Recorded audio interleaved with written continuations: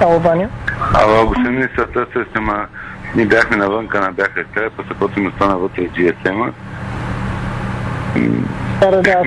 Горе на проблема. Не успях да дойда, защото с децата ми имаха нещо в училището. И разбрах от Влади и от Ани какво сте си говорили, че Цветанов пак напъва за неговата си тема, но ние ще се поддържаме и так ще бъде. Не, това нещата са отврат. Какво? Нещата са отвратителни. Аз станах след това, няма един аргумент. Абсолютни празни приказки. Тя в момента наслушат, но това са. Не, какво като ни слушат, не, но... Не, абсолютни празни, няма един аргумент, в който той говори, че трябва 300 лева да се плащат за... И то при износ няма... Ама няма и една думичка верно. Такова невежество, че не може да бъде. Пишат ми доклад, ДАНС, но това са неща, която в България не е била цена. Преписват от преди 10 години. Той ми каза при износ за трети страни. То друг износ няма, той има само за трети страни. Друго са вътрешно общи доставки в Европейския съюз. Да плаща от 300 лева, пък аз не съм ги вземал и ни такива глупости, като нито там е и нула акциза и възстановява си ДДС. И въобще как да се бориш, когато на среща имаш който... Няма думи, нещата са отвратни. Няма да се излезе това положение, трябва да се отвратца. Отвратца, слушат ме, не ми дреми на жилетката, в момента ще му звънят, ще ми предадат разговора, но са отврат, защото не се говори с аргументи, се говори с измислени и всички, които приказваха едно, преди това сега се измятат и въобще какво да... Няма, стига ние да си имаме добри постъпления и да се борим за това. Това е важно. Хубаво, аз в момента има за май стават 100 милиона отгоре ДДС. Това, което се случва с цигарите, само че той днеска ми отчита операция по пазарите. Въпросът е, че МВР трябва да спане каналите, които са за внос през вътрешни гражданици. Трябва да хване местата, в които се произвеждат цигари. Аз нямам такива оперативни места. Той тръгва на повърхност за държава. Аз съм задържал 30 милиона за 2 месеца. 30 милиона къса цигари. Но като съм съставил 2000 акта, кога ще взема от парите от циганите? В момента съм напълнал складовете и почвам да плащам наеми за тези цигари, дето ги съхранявам по-нежи, ще плащам за унищожение. Това няма да доведе до приходи. Ще доведе до приходи, ако разбим каналите, по които вървят цигарите през Румъния, през Гърция, минават през вътрешни граници, разтоварват се.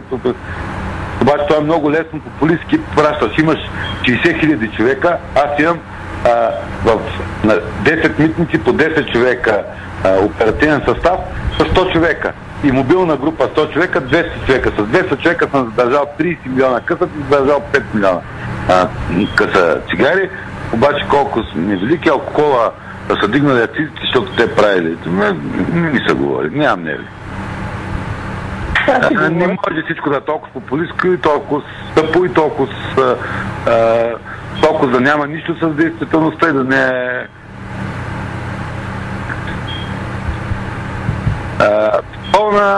пълна фалшификация и заблуждава премиера. Днеска каза, че Тони Странджев се срещал с Румен Петков. Тони Странджев вчера ми каза, Румен Петков ми се, те понеже му слушат телефона, Румен Петков ми се обади кьорките по пиян. 3 години не го е чувал по телефона, но той не каза, че му се обада по телефона, понеже му посъл, ми каза, че е правил среща. След което аз се наложи да обясня, че няма такова нещо. Тони ми е докладвал, че Румен Петков му се обадил и казал това, което правите срещу Жоро Самуил, срещу другите, и му казал, аз имам един грях към тебе и към Танов. И той сега го представи, че едва ли не правим срещи, дружка прави срещи с... Не, нямам нерви. Нямаме един случай. Хубаво, така не стават... Просто да знам, но и аз се занимавам постоянно с такива глупости и на мен ми писва от време на време, иначе какво? Когато няма грам истина в нещо, значи той излъга примера, че Тони Странджев се срещал с Румен Петков. А има разговор. Вие знаете ли кой ще ви се обади в този дигати? Може ли да го спрете, като ви е казал, аз имам грехове, преди 3 години пенсионирах и сега се извинявам. И ти да кажеш, че той е правил среща. И да готвиш доклад, в който да каза, че няма да представя доказателства, ми ще изнасял факти. Ами, аз 20 години съм се занимавал. В един разговор по интонацията едно нещо може да има един смисъл добронамерен, по друг начин произнесено може да има. Извадено от контекста пък може да прозвучи покря. Така може да сложиш леки на бесилото. Да. Няма спасение от положение в момента, което е особено. Той настройва и премиера, и... Да, но премиера е умен, така че за разлика от него, премиера все пак знае какво е важно за всички и според мен ще се държи. Нали единственият... Той ма погна пред всичките тези хора. Няколко пъти помолих, ако има нападки лични към мен, да остане интернет и да ми изясни къде и да говорим с аргументи. Да, това си направил или не съм направил. Нещо. Аз колко пари ще струвам сега пред всичките тези хора, те сега ще си преценяват кой е по-силен и кой е на... И сега не отиват на принципна основа. Като видях хора, каквото са приказвали едно нещо, пък сега приказват съвсем друго, просто ми се повръща. Ама кои хора, смисъл там, които са били там? Там. Повръща ми се. Не може човек да стига до такива низости, да си защитава едни позиции и после сега се извърташ на 360 градуса, като нещата са добре и някой ще предвиди какво се случи. Те утре ще избухне гражданска война в Гърция, трябва да предвидим преди 1 година. Те в момента се разменят бомби и вече. В Испания нещата... Ще предвидиш преди 1 година какво ще стане в еврозоната и колко ще бъде тежко положението и въобще... И когато нещата не са добре, трябва някой да... А всички са споделяли определена идея и визия. Да. Не, е трудно, но вие стига да си вършите. Това е невъзможно. Защото това, което отвъд на мен е ясно.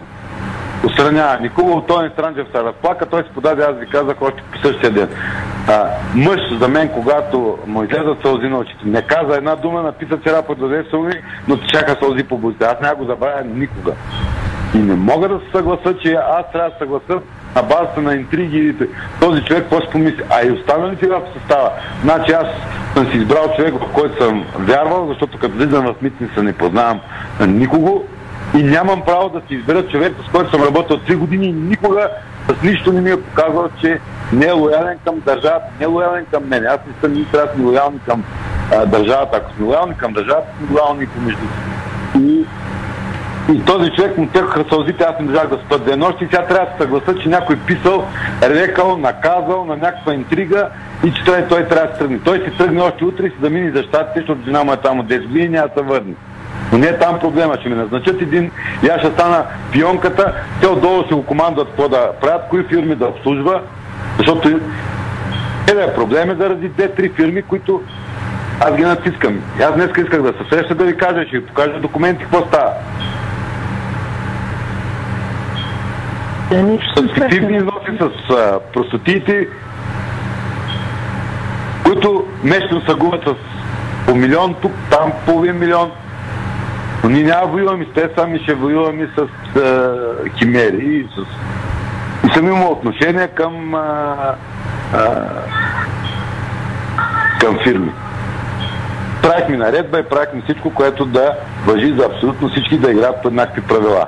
И пазара да бъде този, който доказва кой е по-способен и кой е не по-способен. Не са добре нещата, господин мисля. Няма значение. Може да съм афектиран, но... Нещата не са добре и аз се боря всеки ден с глупости, но оставам, защото аз ако не се боря, след мен втори... Аз никога няма да се предам да се боря. Не може да ми се казва, че не ми боли на шапката, щял съм да се замина, пък ГЕРБ ще... Аз водих битки, които 1 година, когато всички се криеха и можеха и да ме задържат в такова. 11 дела имаше, по които се явях. Една година работих, за да се явявам по дела за някаква кауза. Тя да ми се казва, че аз не ме болело нищо. Мен ме болело шапката, какво ще станало и този дефицит, аз мога да си хвана шапката да се замина в Русия. Много ме боли. Всички се криеха зад брата, никой не лъжеше и чакаше да види детето ще бъде мъжко или женско и тогава.